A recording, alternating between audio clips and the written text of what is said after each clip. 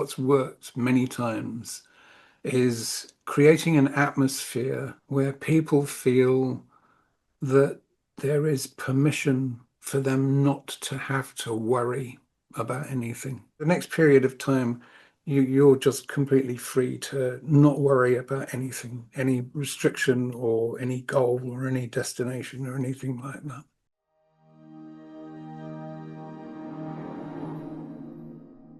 The space between who you are and what you become.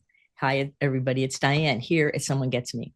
And I have Mike Parker with me. He's in Wales and I am in North Carolina, United States. So we have crossed the Atlantic to have this great conversation with you about the liminal space, that space in the middle. And we know that gifted people have a difficulty with this sometimes because we like things to be in a certain way. And there's freedom and excitement in this liminal space. And we're going to learn about this from an expert. And so get your tea, sit back, and enjoy our conversation about all things liminal, spacious consciousness, and whatever else we come up with. So, Mike, welcome to the Someone Gets Me show. And thank you so much for taking the time out of your day to be here with us. Thank you so much for having me. It's a pleasure to be here. I am so excited to have you here because I was putting together a multiple author book years ago, and one person who is an acupuncturist wrote about the liminal space, and I just love that phrase. And then I meet you, and then right after we talked the first time, I was reading something else and it came up again. I'm like, okay, here we are again, 3 times in a very short period of time, and it's something that I find really fascinating. Yeah. Do you Well, think that's I know you didn't start with liminal space. So tell us a little bit, give us a little backstory. Who are you? We know you live in Wales. You told me that. Who are you? How'd you get here? Like, give us a little bit of flavor juiciness of who Mike Parker is. a real quick one? It's a pretty long checkered story, but Mhm. it really, I guess it does begin really with nearly getting thrown out of school at 14 for hypnotizing my classmates during the lunch hour, and and Great. that began. I was just absolutely fascinated. It began a lifelong fascination with everything around psychology and consciousness and stuff like that. And I wasn't really able to pursue that. My parents split up and all kinds of other things happened and had a pretty difficult time for some years. And then after that, I got into information technology and I ended up installing mission critical payment systems around the world for about a decade, I think it was, and then became a senior consultant for another 20 years. Did an MBA, and I think all the time that I was doing that, I was also working on all this other stuff, thinking about all these other things, reading about all these different things. It was never really satisfying. And I reached a point where things got really bad at work, worse and worse.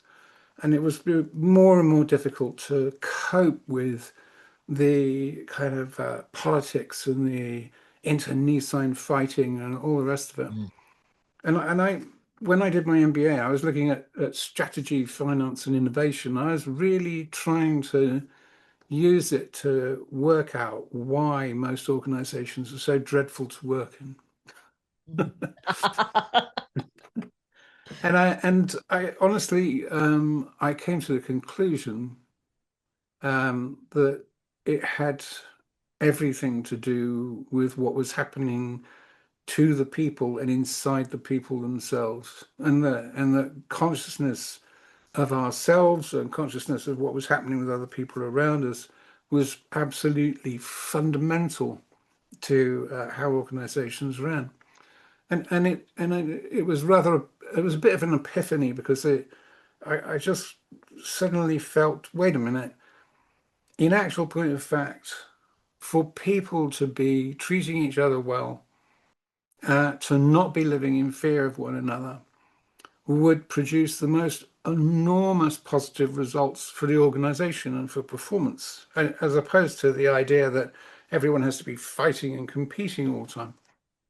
Right. So I guess what happened was I got so fed up with it. I did a formal retraining in solutions focused hypnotherapy, and I spent the last 11 years developing that along with a whole bunch of deep neuroscience study into a technique that I call liminal coaching. That's exciting. So I that's kind love of a it. brief summary. I've Well, missed out, or I've missed out all the really scurrilous bits, of course. so, but I imagine that even all those things that you left out have pivotal pieces within how you landed where you are because of being excited about psychology and understanding consciousness and things Yeah. like that. I think that nothing went to waste. Well, it was extraordinary, Um, even when I was working and putting in payment systems, the synchronicities which occurred were just extraordinary. And so I ended up in South Africa 4 months after the first elections. I spent 3 months in the Middle East in between the two Gulf Wars. And it was the most eye-opening, mind-changing series of experiences, especially the experience in South Africa. And I was running into people who had been trained as sangomas, indigenous healers, and all kinds of other things just happened. Right. Yeah. So, have any of those experiences colored your work today? Oh yeah, absolutely. I mean, with the work I do, it's firmly science-based, and so it's kind of non-woo-woo in the most important way. But it draws on a very, very broad and wide base of ideas and thoughts and approaches, which I consider to be like lenses, really, different ways of looking at reality. But I think one of the most important things, and this is a huge topic of mine, so if I start wandering off down a rabbit hole, you might have to yank me back, but that is metaphor. I would say everything is metaphor. Mhm. So when you look at how, for example, an indigenous healer might work, they are expert at working with metaphor. So they will set up situations for somebody who's ill, which which metaphorically reflect drawing the disease out of them and making them better.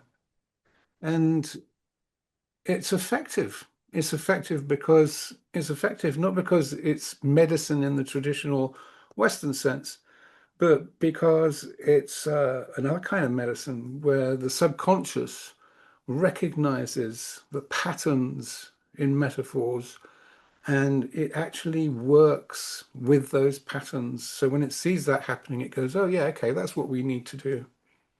That's what we need to fix. That's where the pattern's gone wrong. Mhm. So yeah, it's fascinating, I think. And I actually think that metaphor, our deep understanding of metaphor, is a key to being less patronizing towards other cultures and other historic periods and understanding much better the things that people may have discovered and developed in those areas, in those times, and in those cultures. Oh yes, I think metaphor is so critical and so important. Hmm. And yeah, and I think a lot of people, a lot of in general, I think a lot of people don't really pay as much attention to the power of metaphor as especially as you're speaking of. So we're talking about the whole liminal space and consciousness, and I don't know if everybody really understands what liminal is or how it really is important. Like, Hmm. what's the importance of understanding liminal space to a gifted neurodivergent person Let's who say is an first of all, outlier? let's say first of all that liminal comes from the Latin root limen, which means a doorway. So Mhm. it's all about thresholds. It's about states, things in flux, things which are changing. So Mhm. a liminal time, for example, would be at dawn or sunset. In the Celtic tradition, the gateway between the worlds is meant to open at those two times of day. And I think that for me, the liminal state is something very definite, which is where we hover halfway between conscious and subconscious in a semi-dream state where we're very close to subconscious and it becomes much more fluid and easy and possible to communicate with the subconscious through metaphor, which is the fundamental basis of what I do with liminal coaching.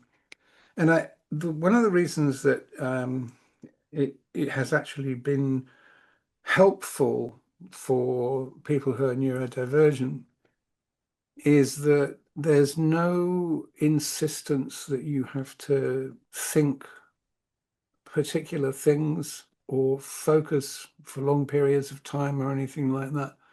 Our entire technique is based on allowing people to think about whatever they like and drift and dream if they want to. They can nap, even nap, and it'll work, still work just fine. Because metaphors just keep working at a subconscious level regardless. And that lets everyone off the hook. Right. So what about the overthinker? What about I'm just sitting here saying, like, to me, that would be heavenly, right? Mm, But then what about the person who is the overthinker, who always has to have a compartmentalize, and they're just so blocked up in their head that they even have a hard time with any energetic headed into their body or heart or whatever? Like, what could we do for those people? Because a lot of gifted people, live so cognitively heavy mm. that some of them aren't even aware of it. So how do you approach somebody like that who's that deep of an overthinker? I think that what has worked many times, I don't know if it would work with everybody, but what's worked many times is creating an atmosphere where people feel that there is permission for them not to have to worry about anything, Mm, that you haven't got, there are no goals. There's nothing, you don't have to achieve anything. For the next period of time, you don't even have to listen to me if you don't want to, it's fine. But for the next period of time, you're just completely free to not worry about anything, any restriction or any goal or any destination or anything like that. do you ever have somebody who has a hard time doing that you work Yeah, with? I have had not that many people actually, interestingly enough, Hmm. and I have had a number of ADHD clients and people on the spectrum who have subsequently said to me, "Wow, that's amazing! It's the first time I've really been able to completely relax in this kind of thing." And I think the key thing for me was when you said to me, you don't have to focus, you don't have to concentrate, you don't have to worry. You can think about whatever you like. So if your mind goes wandering off, that's fine. Don't worry about it. It's not a problem. Right. So that permission to be able to just be in the flow of it and Yeah, not have to perform yeah, yeah. is where. I think that's a big key part of it actually is Yeah, yeah, you don't the message is you don't have to perform masking for this. right. Yeah. You don't have to try and be normal. This isn't normal. And by the way, neither am I. So we're, Right. we're gonna we're gonna do fine together. Right, exactly. But and you take away the whole that whole like grind of I have to perform or be a certain way or mask a certain way, Mhm. and you say for this time you can lay that down, Mm. and you're in a safe space to wander and be and whatever it is that Mm. comes. Yeah. And yeah, and you know what? And also it's fine if you want to talk about if you want to talk about spend 20 minutes talking about the implications of quantum theory for the observer problem, then no problem. I might not understand what you're talking about, but then again I might. So we could still have some fun. Right, you just never know. Yeah, that's right. But I think that permission is so important It for the is. It opening, is. you know to allow the opening to invite in Mm. the harmony thing. So what would be the desired result that when you're working with somebody, whether it's in, per session or by however long you work with them, what is the desired result? Why would people want to do the kind of coaching you do, and what results do we have? I think the desired result would be what they want to have happen. Okay. Where do you want to be? So there are two kind of touchstone things, I guess, about the technique I use. And it's split into two sections in a session. So in the first half, we will use a solutions-focused approach, which I absolutely love because it's so simple, but it's so powerful. And that is to simply encourage people to talk about and think about where they'd like to be. What does better look like for you? What's it like if you're feeling much more where you'd like to be? And quite often people will start off by saying, "Well, I wouldn't wake up full of anxiety. I wouldn't wake up and immediately look at the bank balance and think, oh my God, I'm going to die. I wouldn't, and I wouldn't, and I wouldn't, and I wouldn't." And at that point, I would probably say something like, "Okay, so that's great, but this is what I call the blue elephant moment." Okay. Right. So Yes. if I tell you not to think about blue elephant, what's the first thing that happens? Right? Boom, Mhm. blue elephant. And the thing is that there's good evidence, really strong evidence out there that by imagining something happening and feeling the feelings around it, you will actually add as much stress to your what I call your stress reservoir as the actual event would. Mhm. So every time you think about when I say, okay, what does better look like? And you say, well, this wouldn't happen and that wouldn't happen and that wouldn't happen. What you're actually doing is you're evoking the things that you don't want to have happen and you're adding more stress to yourself and you're actually making yourself feel bad. So what I want to ask you is if that list of things, I made the list of things you mentioned. So if you didn't wake up feeling anxious, what would you be feeling instead? What might you be feeling instead? And then people start saying, well, I don't know. I'm not even sure I could imagine that. And then, oh, go on, give it a go. Just pretend. Well, I guess I'd feel lighter. I guess I'd feel like really enthusiastic about the day. I'd want to get out of bed and I'd want to explore and find out things. And I'd spend some time for myself before going to that rotten job and stuff like that. And suddenly you see people begin to start thinking, hey, wait a minute.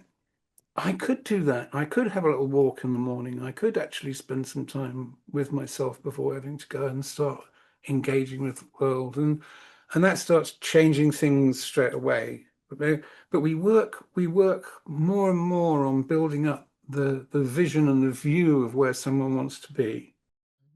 And that has an effect of programming the anterior cingulate, this part of the brain which acts like a super secretary. And when you visualize where you're going to be and what's going to be happening, it then goes off and it pulls together every resource it can find to try to help it to happen. So by the time we get to doing the guided relaxation, we've got the brain is fully primed with all these images and thoughts and ideas of where the person themselves would like to be. Right. And I then choose a guided relaxation out of a large library I've written, depending on the things we've been discussing. And that then actually, in the guided relaxation, people pretty well invariably get into a pretty deeply relaxed state where their default mode network becomes much more active. They're drifting halfway between sleep and waking, and there's a lot of access to the subconscious. And really, I think what happens is that everything which has been primed, the subconscious then says, "Hey, okay, right, let's go. Now we know what we're doing. Let's get busy. We need to change some of these emotional patterns here. We need to release some tensions there. We need to change a few ideas here, and and and make things better." And it works. Yeah. Oh, that's really powerful because I mean everything you're saying is some of the very things I tell my clients and have for many years, Mm, because that's the way the neuroscience works. That's the way our brains work. right. And like you started off by saying it's science, it's real, it's not woo-woo. And though I think woo-woo can be scientific too. I don't know. I think they all go Well, it together. can be. When I say it's not woo-woo, I mean it's not snake oil stuff. I, Right. I, I don't mean.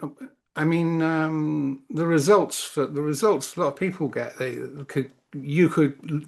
you could actually say, wow, that's pretty magical in the good sense. Right. I mean, and I think in some ways it feels magical because it's outside of the traditional Western paradigm that you go to the doctor and you take a pill, or you Yeah, do these externally sourced things that somehow get injected and then we're changed. And this is the internal locus of control. We take the metaphor and the relaxation within, and we allow our system to then yeah, create the solution, yeah. which is far greater than an external thing being imposed. Absolutely. And so it does feel, I think it does feel like magic then, don't you think, Yeah, to I people who do. are so entrained and conditioned to the external? Yeah, I think it can feel not just like magic, but it can feel like somebody's just opened a huge, refreshing doorway. Oh my God, thank God for that. I always knew that that was there. Mm-hmm. Yeah. Mm. Because I don't know about you, but I profoundly believe that at the very core of us in the subconscious, there is an almost unstoppable impulse towards becoming whole and healing and being more realizing ourselves. I think there's a very fundamental, powerful impulse. Yes, I think I agree with that. And I feel it myself sometimes. I'll be cruising right along and I'm okay. And then all of a sudden that impulse feels like it picks up, like, okay, there's more, and I always say, as long as we're in human form, there's always more. There's always more. Yeah. And once you make friends with that idea and you realize that the answers start within and emerge out, then and you make that pattern shift, it is like a breath of fresh air and you can finally relax. Because then worry and that overthinking block up in our head Mm, doesn't have as much usefulness anymore. It that's right. The I power think and you're right. usefulness or perceived usefulness goes away, right? Yeah, and I think that for neurodivergent people, when they perceive that, have that feeling, have that sense, it's like being able to reestablish a whole bunch of sovereignty really quickly over themselves, and actually feel, oh, wait a minute, some of these things, some of these qualities that I've got are actually like superpowers, and Mm-hmm. the world needs to adjust to me as much as I need to adjust to the world. Yeah, amen to that. That's true. That's Yeah. so totally true. I was just talking to a young man who's in his early 20s, getting ready to graduate from a prestigious university with straight A's, like really cool kid. And we were talking about how through his work with me, he has been able to get in touch more and more with his inner genius Mm, and mm. the creative part of him. He's an amazing writer and he's a musician and he's got all these things, but they were always just things. And now he sees more clearly, and he'll keep growing into it, obviously, the connection of it all and the power of it all from Mm, his own place of sovereignty. right. And he, it's beautiful to watch somebody light up Yeah. because they can feel and see and experience their essence in that way. That's the really big reward of doing this kind of work, I think, isn't it? Oh, yes. And I think it's a really important point that you actually help to facilitate people in a process which is innate and already happening. And it's not anything which you're imposing from the outside. It's not like, hey, okay, I know what's wrong with you. You had this thing happen then, and now we're going to confront it, and then you're going to be better because I said so. It's like, Oh, yes, yes. It doesn't work. no, no, definitely not. Seen it tried a few times though. Oh, yes, totally. And so the whole idea is when people realize their own authority, their own inner authority, their own agency, Hmm. and once that connects, everything shifts. Yeah, yeah. And do you ever see, I'm really curious about this, when people have that connection and you see it land finally, like it lands for them. Do you ever have people then who go through a period of grief, like of what they've lost or what they missed or what could have been if only they had known this before? Do they ever experience those kinds of things, the people you work with? Yeah, a little bit, I think. The overriding feeling seems to be, well. Yeah, there are some things to regret because I spent so much time with that. I spent so much time locked up in that place. Hmm. But it doesn't usually take very long for them to decide, yep, okay, but I'm out now. Right. So it's kind of like looking in the rearview mirror with a little regret, but I'm looking Yeah, out through the windshield again. that's right. Yeah. I'm not looking Yeah. back anymore. Yeah, sometimes I think people needs a little bit of ongoing support to keep on looking out the front and but I haven't seen it that often. Yeah. Okay. Well, that's cool. So I know Mhm. you all are really enjoying listening to Mike talking and I talk about this. This is such a fascinating topic. So be sure to check out the show notes. Be sure to follow him around, check on all his links, and make sure that you let him know you heard him here. And if I were you, I'd get to know him some more and follow some of his content because he's really fascinating. And I think it would serve all of us who are neurodivergent and gifted. And I just wanted to remind you to check the show notes. So there, because sometimes people miss the show notes and I get emails that say, "Can you tell me how to reach the person?" Or "Can you?" And I'm like, it's all in the show notes, but here it is anyway, you know.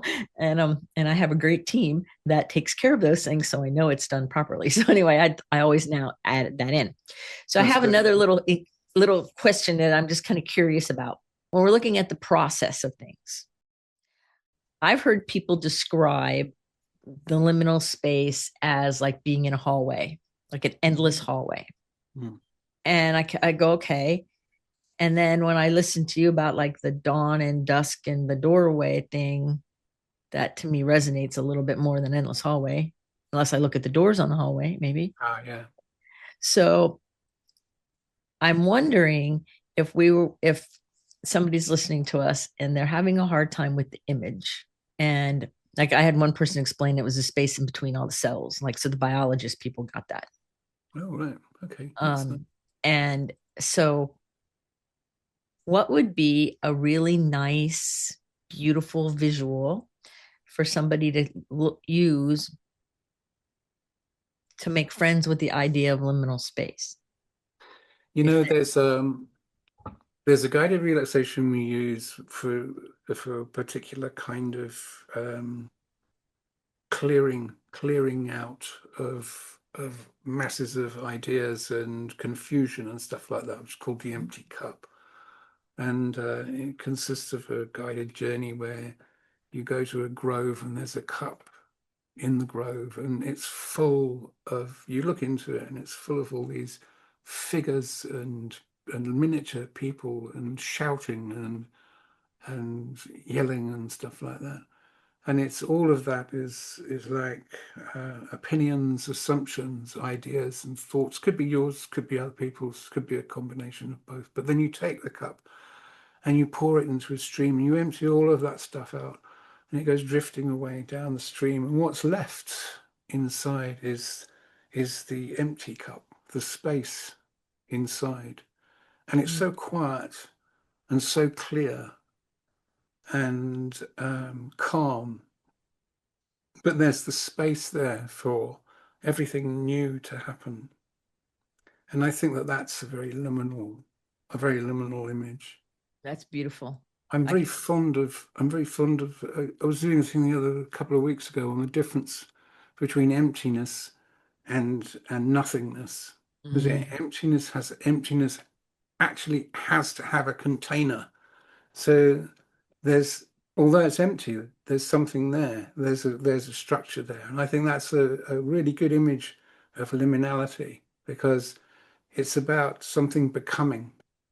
yes, yes, that is a very good image. I love that. So I noticed that you say guided relaxation, and a lot of people use the word guided meditation. Are you referring to the same type of thing, or are you looking at it differently? Because I think some people might be inserting meditation where you're saying relaxation. Could you Right. share with us the difference? I'm very specific about saying guided relaxation because one of the most important things about the guided relaxation technique is that there is no obligation on the person doing it to focus, concentrate, follow on what's being said, get a particular result or anything like that. In fact, a lot of the time people go to sleep Mm, and then they were, and I've got clients who have been listening to one or more guided relaxations for 6 months, and they listen to it every night. They love it. They listen to it every night. And they say to me, I love listening to this because I never get more than 3 minutes in. And I'm But I out cold. sleep so well and I have these wonderful dreams and I wake up and I feel great. So the real difference, I describe it, I have this idea that when the mind first turns inwards on itself, right, Mhm. there's this moment before you instantiate, before you start any kind of particular practice. There's this moment where there's this completely blank field, like an infinite possibility space. Right, right.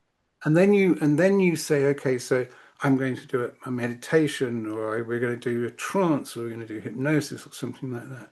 And so I think that it's at that point that there's this tremendous opportunity to be elegantly accurate about exactly what kind of state you're talking about using. And that's why I use the term guided relaxation, because it is completely about relaxing. And I think even you can even see differences in EEG from people who are doing focused meditation, people who are in directed trance, and people who are actually just being encouraged to completely relax. Different brainwaves, different brainwave mixture. Well, thank you for that clarification. That makes total sense. And I know that when I'm doing the guided relaxation things, I fall right asleep. But when I wake up, it's like I feel like I heard it all.